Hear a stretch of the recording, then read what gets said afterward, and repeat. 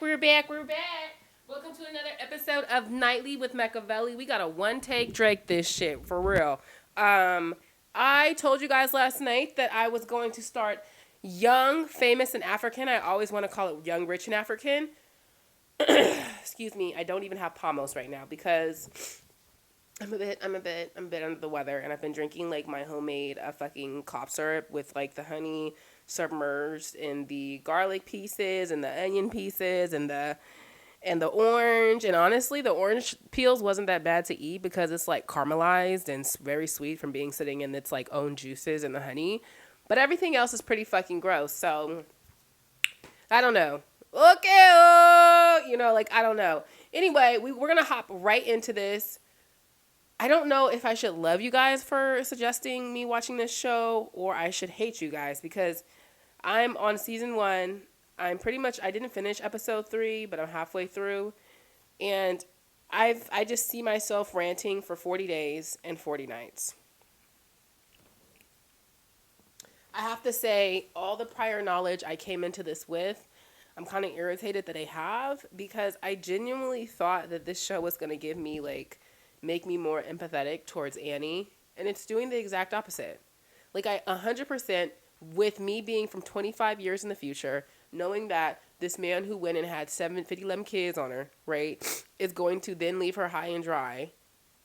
I thought that I was going to be like, oh my God, Annie, it's not your fault.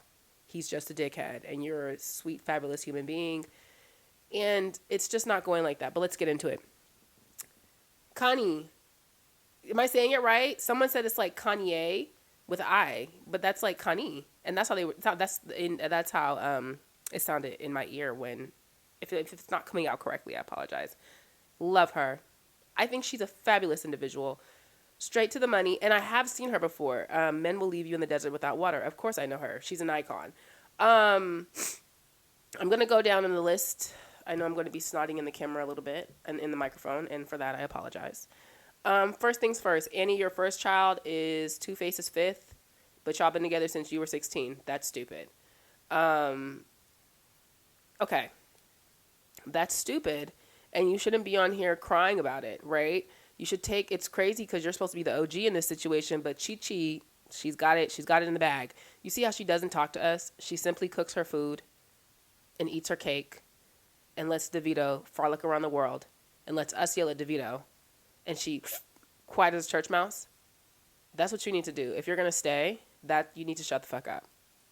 We don't want to hear the tears. I don't care. Why is your first child his fifth? And you've been together since you were 16. What empathy am I supposed to offer you? I don't feel any. And that's why it's sad. I did not like that conversation with the parenting in the boarding school. Now, I understand that Connie's parenting style is unique and it's not traditional. But I feel like, I mean, from what I know about other African countries and what I know about people from Africa in my family, boarding school is something that's always on the table. And I feel like if you can send your child to boarding school, then your child living in an apartment next door to you at 15 shouldn't be that shocking. Simply because, boarding school, I mean, we all watch Zoe 101. They're how many miles away from home? They're not being supervised at all moments by adults. They're in rooms by themselves and other children. I would think your child living in a space right next door to you would be akin to, sending them to boarding school. And when we did, what was her daughter, when Cons didn't come on to the screen, she was very well-spoken. And I really liked what Connie said. Hold on, let me get my pen because I'm skipping all over my list. I'm back. Sorry, I decided I indeed do want a bit of Pamos. And I had to get my pen, I had to get my glasses because these make me feel young, famous, and African. Okay. Checked off, talked about that. Talked about Connie in the boarding school.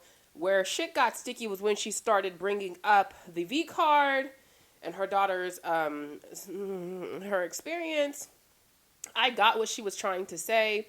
Honestly, This is a very Americanized. I wouldn't say this thought is Americanized on its own, but a lot of I grew up going to white schools. I was in Girl Scouts, and you'd be surprised at how many white mothers put their daughters on birth control because since it's like they're in high school and they know how they themselves acted, they don't want them to get pregnant. They don't want them to be subjected to certain things. So it's a frame of mind where it's like instead of risking you getting STD or STI, I will give you the tools to be safe. Now, does that mean you want your child fucking at 15? I would think the fuck not.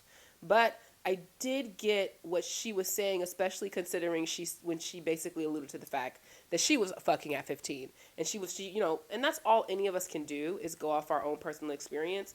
So if she was outside when she was 15, it makes sense. And she had a parent who was not supportive or didn't give her support. It just makes sense that her approach to this whole thing, it does make sense. She said something later in the show, I think in episode 2 that I really did like, but I'll wait. I'll hold off. I like her. Oh yes, and then when she was talking to Nadia about Vic Mensa, the Ghanaian from fucking Hyde Park. Vic Mensa, the Ghanaian from Chicago, baby. Chicago! Hey, back in the day, like she said, men used to fight for the ladies, so they used to fight lions for a woman's heart. May the best man win. I wasn't mad at that. Ondell, very dapper fella. I like that he comes in like the voice of reason, often holding the fellas to a higher standard, holding them, keeping them accountable for their bullshit.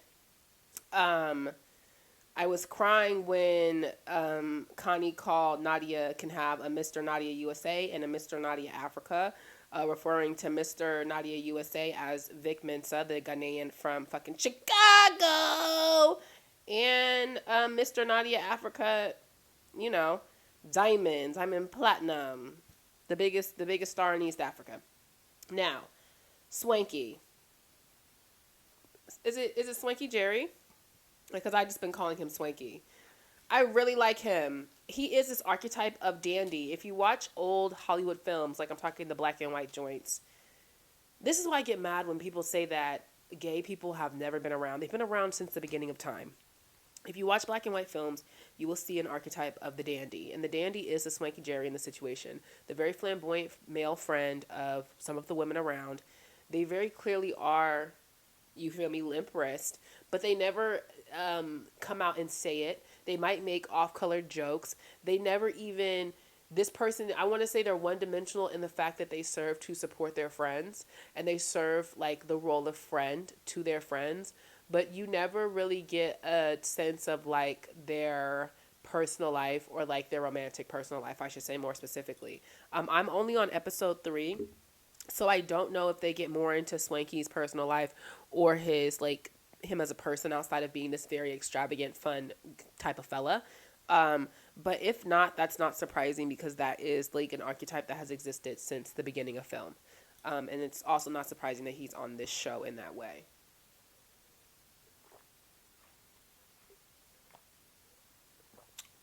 Because why not? I just wanted to finish that. I'm fucking thirsty and I need to get buzzed. All right, Connie's daughter. What a sweet, lovely girl. Love her. Something that this is what I was talking about earlier that I wanted to touch on. When Connie said, me and my daughter have a partnership, and I tell her all the time, this is our first time meeting each other. Like, I just met you, and you just met me, and we're getting to know each other. And, I'm a human being, basically. I loved that. In fact, I loved it so much, I put it in my mind. I'm going to hold on to it for when I have my own children. Simply because for so long, it wasn't until I was probably 20, 21, that I really, really realized and conceptualized that my mother is a human just like me, who is doing life for the very first time just like me, and figuring shit out just like me. And I feel like even though I haven't obviously agreed with every choice my mother has made in regards to parenting, I don't think any of us agree with every single choice our parents have made in regards to parenting. Me realizing that she is a human doing life for the first time, just like myself, it made my relationship with her so much easier because I wasn't looking at it. I was no longer looking at it as, oh my God, you're my mom. You know better. And you did this to me because you were fucking being an asshole. No, it's not like that. It's not like that so many times. Even when parents inflict trauma on us, I would like to think that most people are not intentionally traumatizing their kids. They're doing the best that they can with what they got, word to Mariah Carey. And sometimes that goes good and sometimes that goes bad. Um, Now we can talk about impact over intention all we want, and I understand it, but a lot of times, unless you're going to this is what my therapist told me, unless you're going to decide that you don't want a relationship with your mother, you got to meet her where she's at, right? It's like, do you want a relationship where you're constantly mad at your parent? Because you can opt not to have a relationship with them and have peace. So the way to get peace is to meet your parent where they're at. I thought that was so good. And the way that her daughter was speaking to her, I really believe in the future that they're going to have the type of relationship where it is very open. It is very like, hey mom, you have me fucked up. Now, is the average child going to tell their mother they have them fucked up? No. And are a lot of parents going to go for that? No. But with the type of person that Connie seems to be, that works. That works very, very well. I also like that Jerry was making sense in terms of, Connie's dating. She's doing her own thing. She might not want her daughter to see all that, so she has her somewhat separated. That also made sense to me. Naked. It's like he was getting mad at Diamond, but it was like, oh, I can say nigga on here. Yeah, nigga. You got online and said the Diamond's only mistake was getting caught with Zari. You suck. And that whole, when he was getting into his fetishes about like wanting that white woman, I can't remember her name. I remember everyone else's name, but I can't remember that white lady name. Her in fishnet with the crotch open. I said, that's a little bit too much. That's a little bit too deep for me, brother. You could have kept that to yourself. I didn't want to hear all that. Where are we at? Left turn. Well, okay, now we're at the part where Annie and Connie are in the scene where, because okay, at the dinner, Annie was being very judgmental about Con staying next door to Connie, and that's what I was saying. Like, I feel like if you would send your child to boarding school, then you can't really judge Connie and Con's situation. Now, I thought Connie pulled Annie card so motherfucking hard because she said, "Bitch, you left your kids all the way countries away in Lagos, and you out here in Johannesburg. My daughter is next door to me. What the fuck is you talking about?" And I felt like I was going, like I said at the top, I thought I was going to really like Annie. She's too high on her horse. It's like she comes off like she wants to be relatable, and then it's like, oh, you're actually very stuck up. And I don't think you have you're in a glass house. I don't think you have the room to throw these stones. I do like how Connie said, we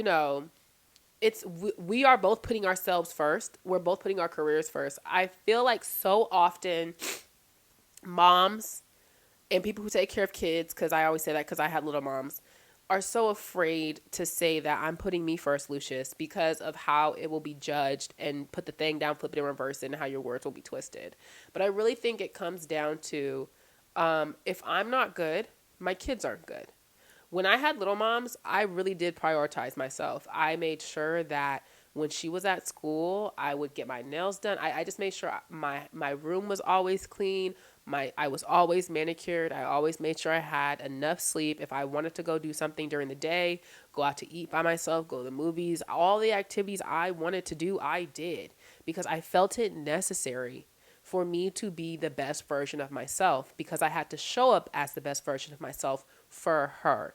I feel like so often moms be like, I put my kids first. I put my kids first. Yes, you put your kids first and your kids are getting the worst version of you. Let's be real. You're snapping at them kids. You're short with them kids. You're mean to them kids. You're tired all the motherfucking time. So anytime they make a little noise or something that kids do, you're at their neck. You're not friendly or lovable or caring or delightful to be around. The women who put themselves first in both relationships and motherhood typically tend to be the ones who are the quote unquote super moms, are the ones who look like they're doing it all.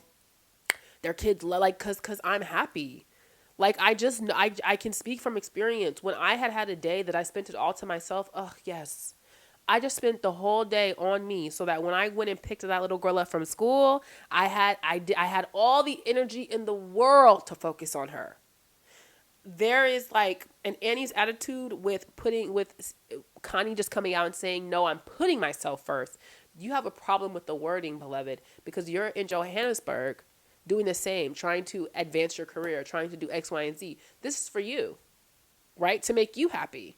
Because you don't want to be at home with them kids, blaming them kids that you never followed your dreams. Y'all doing the same thing. Now, for how long, everyone's different. And you got to do what works for you. But I will always preach, put yourself first. Put yourself first, because if you good, then baby's going to be good. Zari, boss lady, East African princess, love her. From what I've seen so far, I love that she really isn't tripping off Diamond. Now that could change again. I'm only halfway through episode 3, but it seems like she doesn't give a fuck. At the Arabian party, it was really funny that Annie seemed to be like bothered that she knew Two-Face, which probably because she's so motherfucking traumatized that the nigga keep cheating on her every fucking second. She's scared he's gonna be impregnate her. You feel me? I didn't think that the comment about Annie's dress being short was shady. Like, I think that it's just interesting the way, like, how do I say this? When people from African countries talk, as an American, I see how things can be taken as shade, because it's a very straight, like, a lot of those languages are hard to translate into English, because English is a very flowery language, and we have a lot of filler words to indicate the level at which we're feeling, whereas in a lot of languages that come from African countries, there is no filler for the level. So someone can say something very blanketly. That's why if you've ever met anyone from an African country, they can maybe sometimes come off like aggressive or like very straightforward or very like matter of fact to the point. Because, like, yes, I'm mad right now. I hate it. Like, whereas in, like, English, we're like, well, you know, I don't care for it. You know, like, it's just like there's none of that. So when speaking with each other, it's like, I do see how it could be taken as shade, but I also could see Zari pointing like, girl, I did not mean that as shade. I was just saying your ass was out. And it was. And this is a Arabian party, and I'm East African. I know how the Arabs get down. We were colonized. Well, what did Diamond say? We was colonized by the same folks. So, like, this kind of what we be doing. And I mean, I could speak to that. Like, yeah. Yeah. Yeah. You know what? Hell yeah. Yeah. So, that's all I got for y'all tonight. I wish I had a little bit more to talk about, but I'm going to try and bust down the first season. It's only 7 episodes, so I'm going to try and finish the additional episodes tomorrow so we can really, really, really just chug on through this. And I hear my phone ringing. Oh, and I wanted to tell you guys this. Guess what? Okay, I don't feel like getting it. Y'all just going to have to hear it in the background if you can't hear it. Guess what? I am doing a photo shoot next week for an intro and an outro of Nightllii with Meccavellii. It's going to be super cute. I'm going to have pajamas on. I really want this to eventually seriously give nighttime talk show, which is why I try and come on here and be consistent every single night, Monday through Friday. We are here, we are tapped in, and we are shooting the shits. Shout out to everyone who was in the live stream on Monday, was that? I believe it was Monday. I do plan on doing a live stream of Nightllii with Meccavellii at least once a week, but we'll see how that goes. Don't forget to like, comment, and subscribe, and I'll see you guys tomorrow night.